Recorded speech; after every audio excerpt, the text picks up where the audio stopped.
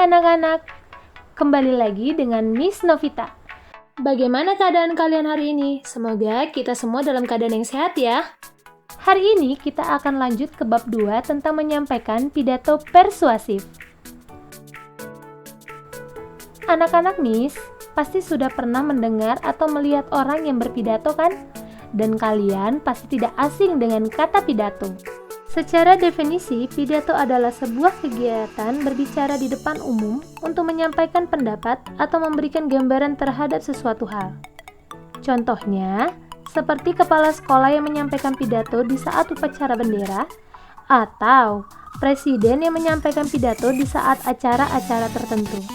Persuasif menurut KBBI adalah teks yang bersifat membujuk secara halus atau yang disebut dengan mempengaruhi. Jadi, secara garis besar, pengertian pidato persuasif yakni bertujuan untuk meyakinkan pembaca atau pendengar dengan menyajikan argumen dari sudut pandang pembicara atau yang sedang berpidato. Nah, ada poin yang penting nih. Dalam persuasi memiliki 3 cara untuk penggunaannya, yaitu etika, emosi, dan logika. Ayo kita jabarkan untuk ketiga poin tersebut. Yang pertama adalah etika. Gunakan pendekatan etika, yang dimana kita sebagai pembicara atau yang sedang berpidato harus memiliki etika agar audiens nyaman dengan apa yang kita sampaikan. Poin kedua, emosi, yaitu gugah perasaan audiens atau membangkitkan perasaan audiens. Ketiga, logika, yaitu buat masuk akal, dimana supaya apa yang kita sampaikan dapat diterima oleh audiens atau para pendengar. Dari materi sebelumnya, jika kalian kurang paham, silakan untuk bertanya di grup ya. Sekarang kita akan masuk untuk pembahasan selanjutnya. Menyimpulkan hasil identifikasi pidato persuasif. Anak-anak nih, kalian tahu tidak? Untuk menyimpulkan pidato persuasif, kita harus tahu dulu nih, struktur atau susunan dari pidato itu sendiri. Kira-kira apa saja ya? Yang pertama adalah bagian pembuka. Di dalam bagian pembuka ini ada 5 poin penting yang harus kalian ingat dan catat ya. Yang pertama itu adalah merebut perhatian. Seseorang yang berpidato atau dengan sebutan orator harus membuat dirinya menarik perhatian para audiens, baik itu secara penyampaian yang dramatis atau dengan visual. Poin kedua, hubungan dengan audiens, yaitu menunjukkan kesamaan dan empati kepada audiens sehingga orator dengan audiens memiliki kontak untuk tujuan yang sama. 3. Kelayakan. Tunjukkan bahwa kamu layak berbicara tentang topik yang kamu bawakan. Sebab dalam melakukan pidato persuasif harus berdasarkan data ataupun memiliki pengalaman. 4. Tujuan.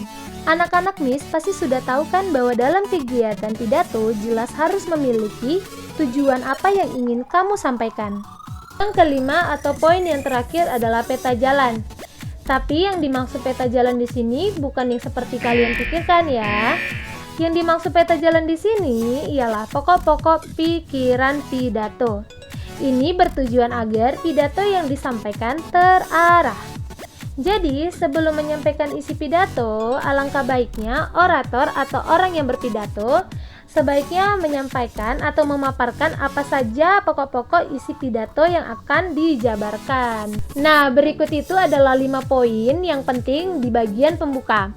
Bagian kedua, isi.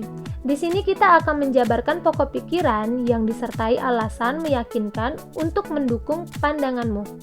Disusun secara logis, gunakan sumber terpercaya, contoh yang logis, dan yang paling penting adalah dikenal audiens, agar apa yang kita sampaikan bisa diterima oleh audiens. Bagian ketiga atau bagian yang terakhir adalah penutup.